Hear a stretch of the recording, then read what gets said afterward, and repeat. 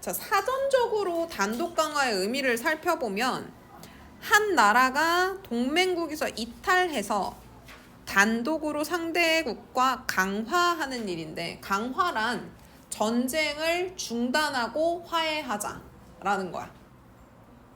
자, 이걸 우리나라 입장에서 한국 전쟁 상황으로 대비를 해보자고. 자, 우리 남한 같은 경우는 연합군이라 그래서요, 유엔의 군대와 결합을 맺고 있는 상태였고, 그 다음에 북한군, 인민군 같은 경우에는 중국의 중공군이라 그래서 중국의 군대랑 연합을 맺고 있는 상태였거든. 근데 거기서 어떻게 하자는 거야? 이탈해서 남과 북 단독으로만 화해를 하자. 즉 외세라고 하는 외부 세력의 압력이라던가 외세의 눈치 볼 것 없이 사상적인 이념 다 떠나서 그냥 남한과 북한 민족 대 민족 한민족으로서 뭐 하자? 화해하자. 화합하자. 이런 뜻이죠. 그래서 남과 북의 전쟁 상황에서도 화합을 이뤄낸 인물이 이 작품의 양장이라고 하는 인물로 등장하죠. 그래서 이 작품에서는 그러한 두 사람의 상황을 빗대어 표현한 거다. 그래서 이 작품의 의미로서 단독 강화라고 하는 걸 이야기해보면 국가 상관없이, 연합군, 중공군 상관없이 결합을 이뤄낸 양과 장을 단독 강화다라고 보고 있는 거야. 이해됐죠? 자, 이 단독 강화 같은 경우에 줄거리부터 한번 볼게요. 무리에서 낙오돼 미군이 떨어뜨리고 간 식량을 양과 장이, 얘네 둘 다 낙오가 됐거든? 먹고 살아야 되잖아. 그래서 그걸 둘이 같이 먹어. 근데 생김새도 똑같지? 그치? 쓰는 말투도 똑같단 말이야.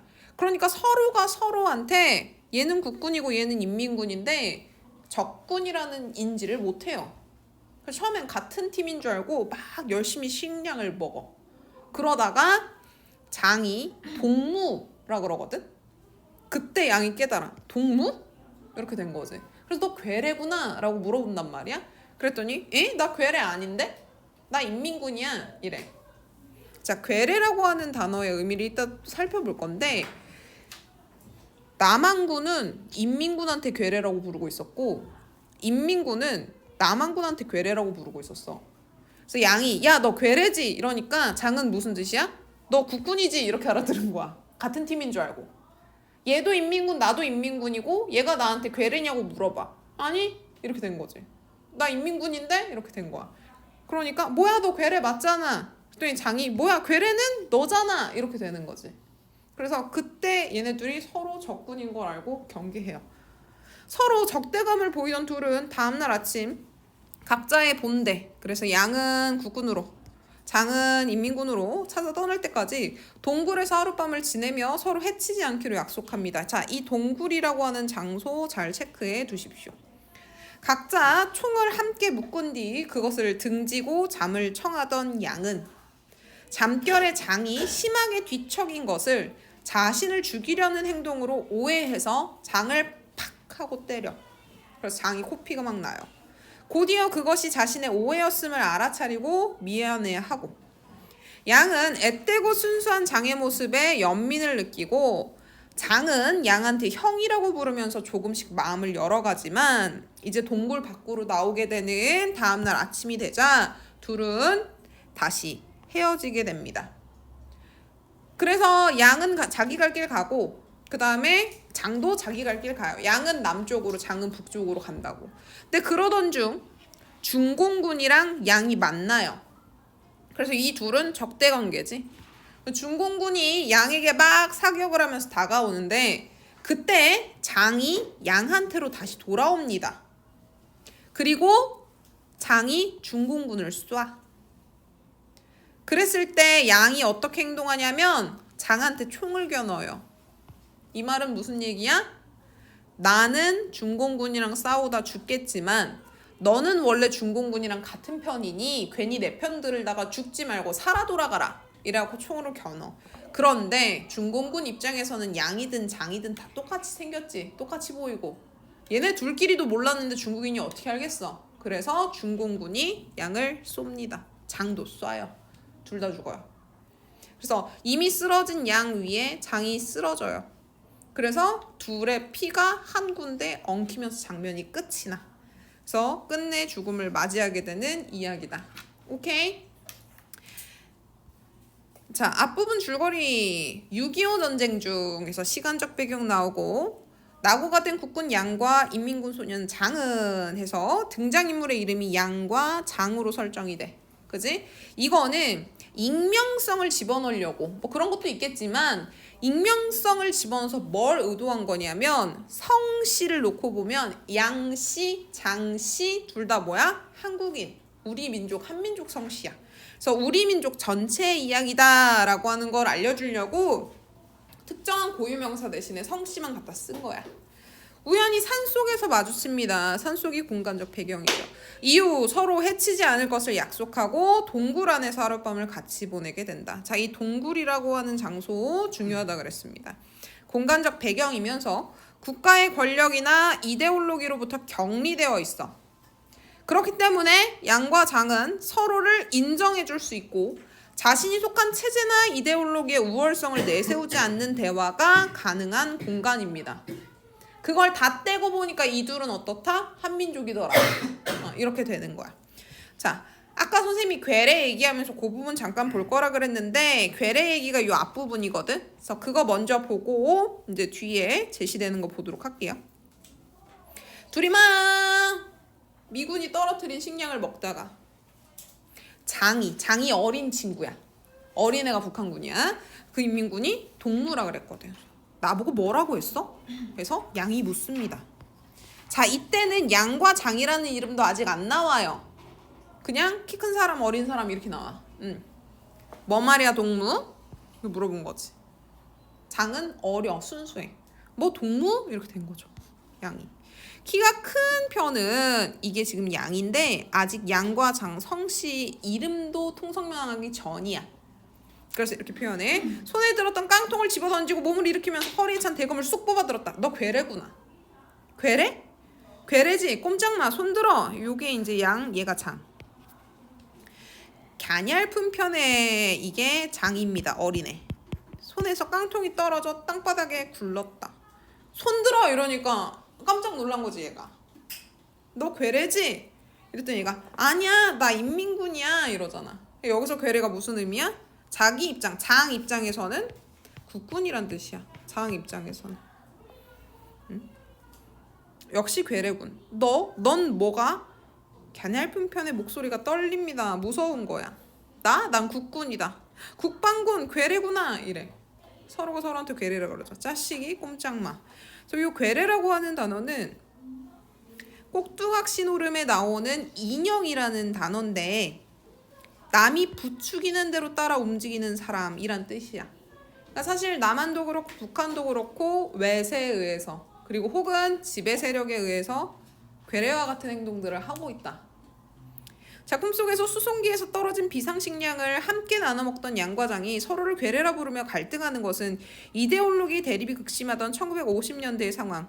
이념 갈등으로 동서냉전이 극에 달하던 시대 현실을 잘 보여준다. 이거는 우리나라의 남북인 거고 동서경쟁이라고 하는 건 전체적으로 봤을 때야.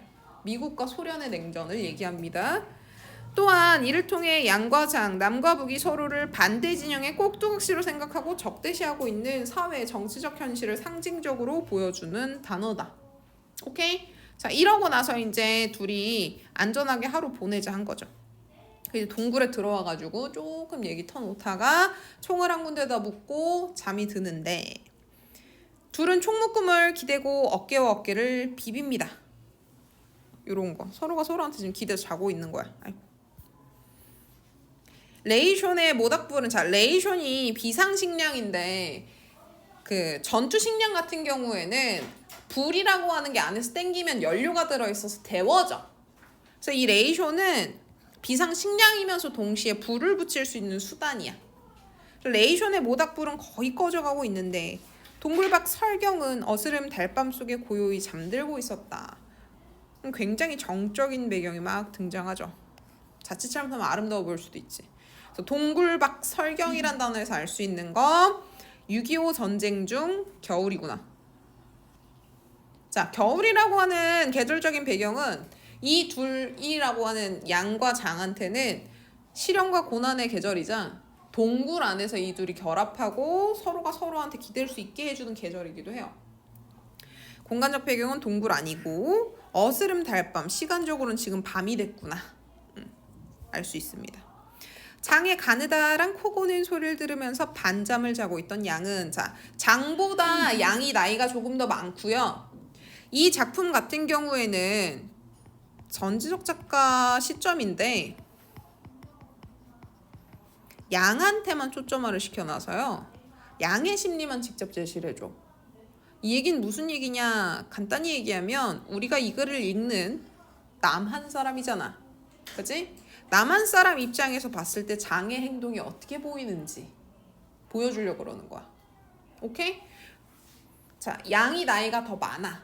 그리고 장은 어려. 상대적으로 양이 조금 더 이렇게 표현해야 되나? 좀 타락했겠죠. 사회를 잘 알겠지. 그러니까 봐. 장은 코 골고 자고 있어. 형을 완전히 믿는 거지. 근데 양은 장의 코 고는 소리를 들으면서 반잠을 자요. 긴장한 상태에서 잠을 잡니다. 얘가 코 고는 소리가 멈추면 깼나 하고 일어나려고. 깜빡 떨어진 지 얼마 되었을까. 그래서 긴장을 막 하다 자기도 피곤하고 겨울이잖아. 그러니까 골아 떨어진 거야. 근데 그때 갑자기 확 세차게 가슴을 윽박지르는 충격에 소스라쳐 일어나게 됩니다. 그리고 가슴을 쥐어잡은 장의 두 손을 팍 뿌리쳐요. 그러니까 장의 속마음은 안 나오기 때문에 우리는 이때 장이 진짜 죽이려고 했던 건지 몸부림쳐서 한 건지 몰라. 그래서 우린 그 뭘 통해서 판단해야 되냐면 장의 행동. 행동은 간접 제시에서 계속 보여주거든. 근데 행동을 보면 장이라는 인물이 거짓말 친 게 아니구나 알 수 있어요. 자, 가슴 윽박지르는 충격. 장이 잠을 자다가 양한테 팍 충격을 가한 거야. 이 자식이 그의 주먹이, 여기서 그는 양입니다. 기우는 장의 얼굴에서 터졌다. 그래서 팍 뿌리치니까 장이 기우뚱하고 넘어지는데 주먹으로 팍 때린 거야. 장이 자신을 공격하는 것이라고 생각한 양이 장에게 반격을 가합니다. 우악! 장은 땅바닥에 쓰러졌다. 너 이 새끼! 장은 쓰러진 채 우 신음하면서 손으로 땅바닥을 더듬었다. 너 죽인다. 이건 전부 다 양의 대사입니다. 전신에 돋았던 소름이 거치며 양은 어느 만큼 마음을 가라앉힐 수 있었다. 자, 여기서의 소름과 뒤에 소름이 나오거든 의미가 달라요. 여기서 소름이 돋은 이유는 장이 자신을 죽이려 한다라고 생각했기 때문에 죽음의 위기를 내가 방금 겪었구나에서 오는 두려움, 그리고 공포감에서 오는 소름이야. 오케이? 자, 여기 보면 전지적 작가 시점이죠. 그치? 그래서 양이라고 하는 사람의 속마음은 제시해줍니다. 장은 신음소리를 내며 좀처럼 일어나지 못했다. 장은 행동만 보여줘요. 양은 조심성 있게 성냥을 그어 레이션과 조각에 불을 붙였다. 그는 그 불길을 땅바닥 더듬고 있는 장의 얼굴 가까이로 가져갔다. 장의 코에서 피가 흘러내리고 있었다. 불길을 의식한 장은 힘없이 두 눈을 뜨고 조금 부신 듯 얼굴을 찡그리더니 하고 헛소리를 틀어냈다. 자, 요 부분 잘 보세요. 양과 장의 행동이 순차적으로 기술돼. 간접 제시거든? 근데 둘의 대사나 혹은 아니면 그 장면을 설명할 때 여타 다른 미사여구 같은 게 없어. 그래서 상대적으로 대사보다는 행동이 기술되기 때문에 전개 속도는 빠른 편이에요. 오케이? 근데 요 부분이 들어감으로써 없는 것보다는 길어지겠지. 그래서 직접 제시되어 있는 부분보다는 설명이 조금 길어요. 근데 대사가 나오는 것보다는 전개 속도가 빠르다. 그래서 대사 없이 양과 장의 행동을 순차적으로 기술하고 간접 제시해주고 있는 부분이 여기구나.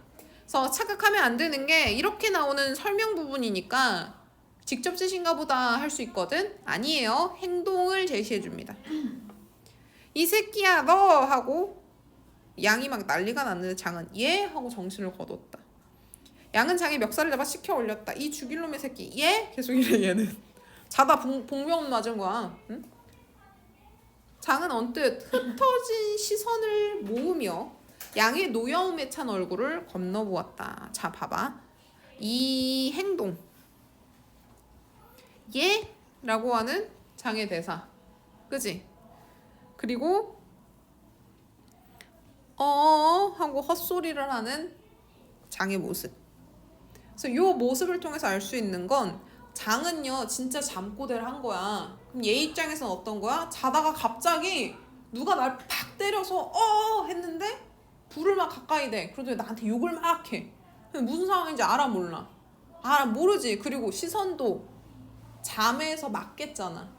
뭐가 보여? 안 보여. 그러고 있다가 여기서 뭐 하는 거야? 흩어진 시선이 모아지면 이때 정신 차린 거야. 그래서 잠에서 깬 장이 겨우 정신을 차리며 상대방인 양을 쳐다봅니다. 여기서 잠 깬 겁니다. 얘는. 장이 양을 공격한 행동이 잠결에 행한 행동이구나를 추측할 수 있게 해주는 행동이지. 요 쥐 같은 새끼 날 죽여보려고. 뭐야? 너 그런 수작을? 양은 장의 몸을 힘껏 밀어 젖히며 멱살을 잡았던 손을 놨다. 팍 하고 떠밀어. 또 장은 뒤로 쓰러지며 넋없는 표정을 지었다. 양은 그것을 한번 노려보고 레이션 껍데기를 긁어모아 모닥불을 만들기 시작했다. 흥분이 가라앉으면 으스스 몸이 떨렸다. 이제 이건 조금 안심이 되니까 추워지는 거야. 장, 이리 가까이 와 이러거든. 그랬더니 장이 어떻게 하냐면 흐르는 코피를 손등으로 닦아내며 황급히 모닥불 가까이로 다가옵니다. 일로 와 이랬더니 방금 전에 얘 입장에서는 자다가 갑자기 막 때리더니 욕을 막 해. 적군인데. 근데 그러던 사람이 일로 오래. 그럼 가 안 가? 안 가야지. 근데 어때? 그냥 가요. 이렇게 닦으면서. 맞은 거 이런 방구 얘기도 안 해. 그냥 닦으면서 황급히 가까이 갑니다. 그래서 양의 말을 따르고 있는 장의 모습이 제시가 되고 있고 장이 양을 일부러 공격한 것이 아니구나 조금 더 확신이 들죠. 너 그런 짓이 되리라 여겼냐? 얘라니 내 목 조르려고 했지. 아니요 무슨 말씀이에요? 왜 가슴을 쥐어박았어? 아니요 전 그저 꿈을 꿨을 뿐이에요. 꿈? 얘 무슨 꿈인지 잊었는데 아주 무서운 꿈을 꾸고 그만 놀래서 이러거든. 장이라고 하는 인물은 나이가 더 어리다 그랬잖아. 얘가 지금 한겨울의 전쟁 중에 자기 군대랑 떨어져서 적군이랑 같이 자고 있어. 얘도 얼마나 무섭겠어. 그래서 아주 무서운 꿈은 전쟁의 피해자들이 겪는 고통을 보여줘요. 장이라고 하는 인물이 얼마나 불안에 떨고 있는지. 그러던 중에 양을 만나서 그나마 안심하고 자고 있었던 거야. 순간 양의 전신에서 쭉 소름이 끼쳤다. 자, 이 소름은 앞선 소름이랑 달라. 앞선 소름은 와씨 나 방금 죽을 뻔했다의 소름이고 얘는 내가 장이라고 하는 인물한테 자칫 잘못했으면 폭력을 행사하다 죽일 수도 있었겠구나. 자기 자신에 대한 공포감이야. 그래서 장을 오해했다는 생각에서 오는 미안함, 장의 행동을 오해하고 화를 낸 행동에 대한 놀라움, 두려움. 그러니까 자기가 저 친구를 만약에 총을 저기다가 안 갖다 놨으면 쐈을지도 모르는 거죠. 그지? 그것 때문에 소름이 끼치는 거야. 소름은 연거푸 파상적으로 그의 전신을 스쳐갔다. 봐보세요. 앞선 소름은 금방 가라앉거든. 이 소름은 생각하면 생각할수록 계속 생기는 거야. 계속 생겨. 이 소름이 더 무서운 소름이야. 이 전쟁 때문에 내가 순진한 친구를 아무 죄도 없는 애를 죽일 수도 있었겠구나. 인 거죠. 가슴에서 뭉클하고 어떤 커다란 뜨거운 덩어리가 치밀어 올랐다. 이건 지금 양한테 올라오는 복합적인 감정을 표현해 놓은 표현이야. 자기가 그런 행동을 하는 데 있어서의 놀라움. 내가 이렇게 폭력적인 사람이었나? 전쟁 상황으로 인해 상대를 불신하고 있는 본인에 대한 두려움. 그래서 이러다가 내가 쟤를 죽이면 어떡하지? 그치? 사람을 불신으로 몰아넣는 전쟁에 대한 분노, 장에 대한 미안함 이런 게 막 복합적으로 이렇게 표현이 된 겁니다. 양은 그 덩어리를 간신히 목구멍에 삼켜버리고 장을 불러요. 양은 소용돌이 치는 마음을 가누며 장한테로 가까이 가서 지금 장이 안 그래도 나한테 맞아서 정신없는데 야 사실 내가 너를 죽일 뻔했다 이렇게 얘기하면 돼? 안 돼? 안 되지. 그러니까 꾹 삼켜. 자기 자신에 대해 자기가 너무 실망해 소름 끼치지만 꾹 삼키고 그의 얼굴을 젖히고 장갑을 뒤집어서 그의 코피를 닦아줍니다. 난 그것도 모르고 자네가 날 아니요 제 잘못이죠 퍽 놀라셨겠어요 이래. 자기가 사과를 하죠. 양은 깡통 속에서 휴지를 더 꺼내서 그것을 조그맣게 말아 그의 콧구멍에 찔러주었다. 장, 좀 더 가까이 다가앉아서 불을 쪼여. 이래. 자, 장에 대한 오해, 그것에 대한 미안함, 요게 행동으로 등장하고 있는 겁니다. 장은 모닥불 옆에 나가서 다리를 꺾으며 쪼그리고 앉았다. 양은 한참 동안 종이가 타는 조그만 불길을 넋 잃은 사람처럼 물끄러미 쳐다봤다. 무언가 깊게 생각 중인 거겠죠? 그는 혼잣말처럼 중얼거렸다. 그 음성은 신음소리에 가까웠다. 정말 그들을 죽이고 싶네. 예? 전쟁을 일으킨 놈들 말이야. 그래서 결론적으로 생각의 끝에 나온 건 뭐야? 전쟁에 대한 불만, 전쟁을 일으킨 대상들에 대한 불만, 괴로움, 이런 거지. 이것 때문에 너도 나도 망가지고 있구나. 양은 일어서서 동굴 밖으로 나갔다. 희뿌연 하늘을 올려보고 또 흰 눈이 깔린 골짜구니를 굽어봤다. 한번 크게 숨을 내어 쉬었다. 날이 밝자해서 자 시간이 흘러갔습니다. 밤에서 아침이 됐어요. 자 시간적 배경이 변화하고 시간이 흘러갔고 이제 동굴 안에서 나와요. 그러면 새로운 사건이 일어나겠지. 그지? 뜬 눈으로 드세운 양이 자 양은 다시 잠들어서 못 들었어. 이건 장에 대한 불안함 때문일까? 그건 아니야. 그건 아니고 장을 때린 본인에 대한 소름끼침, 이 전쟁에 대한 분노 이것 때문에 잠을 못 잔 거야. 레이션의 모닥불을 피우고 반합에 눈을 넣어 물이 끓도록 장은 총묶음에 기대 자고 있었다. 근데 이 와중에 장은 얻어맞고 잘 자죠. 그러니까 장은 양을 어떻게 하는 거야? 믿고 있는 거야. 그래서 얘는요. 총묶음에 기대서 그 아침이 될 때 동안 자고 있어. 상대방이 나를 언제든지 죽일 수 있는 상황인데도 그냥 자고 있어요. 그래서 양에 대한 의심이 없이 잠을 자고 있는 모습, 전쟁으로 인해 지친 상태, 그리고 양을 믿고 있다 이런 게 드러나지. 그러니까 이 어린애가 얼마나 피곤했으면 전쟁으로 인해서 얼마나 힘들었으면 적군 앞에서도 저렇게 무방비하게 잠이 들어. 그래서 양을 믿고 있거나 혹은 아니면 지금 장이 그만큼 힘들다라는 거 드러나죠. 볼과 인중에는 아직 여기저기 코피가 말라붙어 있었다. 전날 밤 소동의 흔적이자 양이 그걸 보고 다시 한번 자신의 행동과 전쟁의 몰 인간성에 대해서 떠올리게 하는 거지. 양은 가만히 그의 어깨를 두드려 깨웠을 때 장은 멋쩍은 듯이 얼굴에 미소를 지어 보였다. 자, 이건 양과 장 사이에 화해가 이루어졌다. 코피가 붙어있는 상태에서도 웃잖아. 얘 되게 순수한 거야. 그 멋쩍은 듯이 웃는 건 뭐야? 죄송해요. 제가 너무 많이 잤죠. 이런 느낌이야. 여기 물 다 끓이고 밥도 다 준비해 놓고 동생이 돼가지고 너무 잤잖아. 그래서 이렇게 멋쩍게 일어난 거죠. 둘은 눈으로 얼굴을 닦고 나서 아침을 먹었다. 장은 따뜻이 데운 통조림과 양이 끓여낸 커피를 먹으며 퍽이나 즐겨했다. 그래서 양이 커피도 끓여주고 밥도 데워서 같이 먹어요.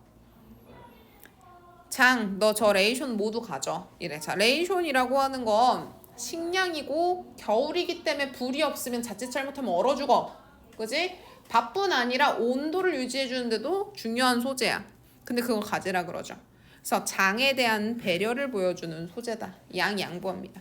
아, 저걸 다 어떻게 해요? 나 한 통이면 돼. 집어넣을 수 있는 대로 가져가지 그래? 장이 갑자기 시무룩해졌다. 이건 뭐야? 헤어질 생각하니까. 이제 헤어지게 됐군요.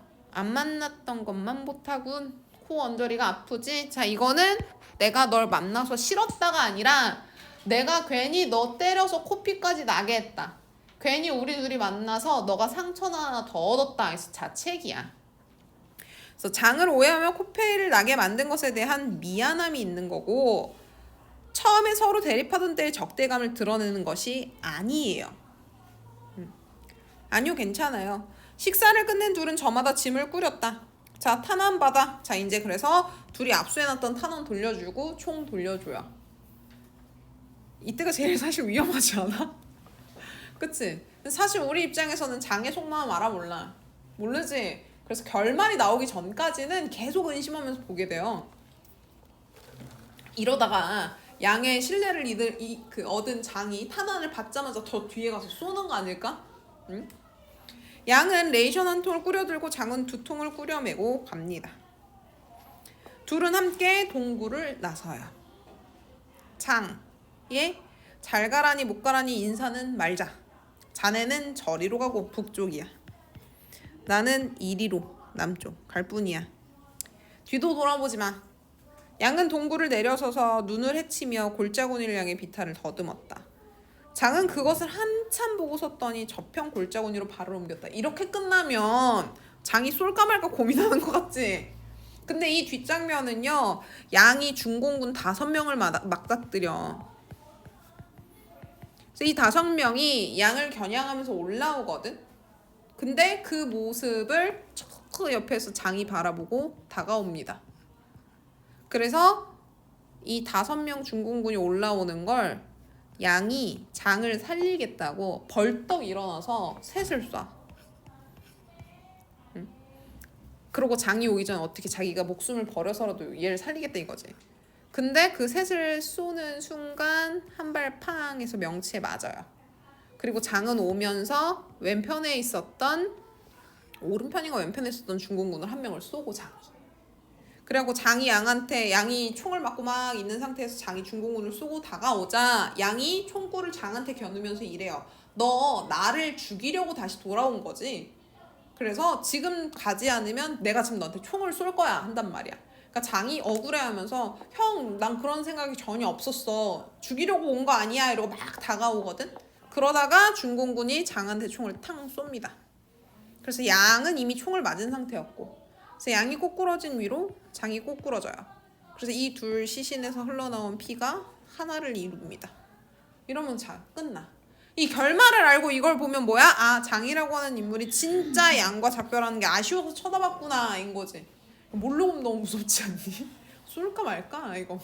코피까지 터트렸는데 이런 느낌이잖아. 근데 그게 아니야. 자신을 보살피고 배려해준 양에 대한 고마움이 드러나는 행동이다. 자, 이 작품의 서술상의 특징을 좀 보면요, 문장이 굉장히 짧아요. 단순해서 읽히는 게 쉽습니다. 아까 전에 명일보다 훨씬 잘 읽혀요. 그리고 전지적 서술자가 등장합니다. 전지적 작가. 그런데 누구한테? 양한테 초점화되어 있다. 등장인물과 내면과 사건이 전지적 작가가 서술해주고 있죠. 그 다음에 제한된 공간, 동굴 안에서 일어나는 일련의 사건들을 순차적으로 서술해줘요. 순행적으로. 그래서 시간의 흐름 나왔었죠? 밤에서 아침으로. 그래서 그거 정리해 주시면 될 것 같고요. 자, 등장인물 간의 관계 변화 보시면 대립에서 가까워짐, 그리고 그 장면이 이렇게 나와요. 보면 날이 밝아 헤어진 이후 중공군의 공격을 받던 중 함께 응전하다 두 사람 다 전사한다. 오케이? 그래서 결말까지 꼭 알아두셔야지 내용 이해가 좀 수월하냅니다. 여기 잠깐 볼게요. 단독강화는 6.25 전쟁을 배경으로 삼고 있는 전후 소설이다. 제목인 단독강화의 사전적 의미는 한나라가 동맹국에서 이탈해 이 작품에서 두 병사의 상황에 빗대어 표현한 것이다. 그죠? 그래서 두 병사는 국가 권력이나 이데올로기로부터 격리된 것이라고 할 수 있는 공간, 동굴 안에서 서로 대립하던 처음과 달리 총을 내려놓은 채 대화를 나누면서 밤을 보냅니다. 이념의 진공 상태, 이게 동굴이지. 그치? 그래서 그 동굴 속에서 군인으로서가 아닌 인간 대 인간을 만나 공존하게 된다. 그 과정에서 인물들이 느끼는 불안, 정신적 상처, 전쟁 상황의 비극성 또한 잘 드러난다. 그래서 이런 것들이 그 꿈이라던가, 그죠? 그래서 장이라고 하는 인물이 불안한 상황에서도 잠을 막 그렇게 자는 거라던가. 작가는 이와 같이 이데올로기의 대립이 빚어낸 갈등을 조금씩 극복해가는 모습을 제시함으로써 남과 북 대립 해소 가능성을 모색했다. 자, 여기까지 질문.